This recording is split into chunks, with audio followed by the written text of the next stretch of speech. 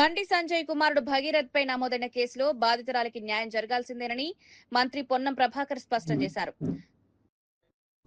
మున్నూరు కాపు సంఘాల విమర్శలకు స్పందిస్తూ బాధితురాలు కూడా అదే సామాజిక వర్గానికి చెందిన వ్యక్తి అని పేర్కొన్నారు. అందుకే సమస్యను సామరస్యంగా పరిష్కరించుకోవాలని సూచించారని వివరించారు.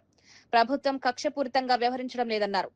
బాధితురాలికి ప్రభుత్వం ఎల్లప్పుడూ అండగా ఉంటుందని హామీ ఇచ్చారు. పోలీసులు నిష్పక్షపాతంగా విచారణ చేస్తున్నారని తెలిపారు. ఈ అంశాన్ని రాజకీయంగా ఉపయోగించుకోవద్దని సూచించారు.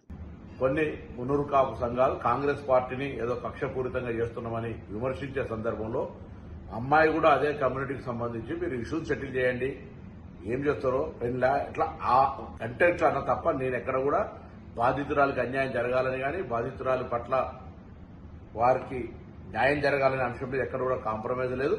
బాధితురాలకు కాంగ్రెస్ పార్టీ అండగా ఉంటుంది. బాధితురాలకు పూర్తిగా మద్దతు ఉంటాం. న్యాయం జరగాల్సిందే. ఆ సంఘాలు ఆ న్యాయం జరిగే విధంగా అమ్మాయి పక్షాన్ని నిలిచాలని కోరుతా ఉన్నాం.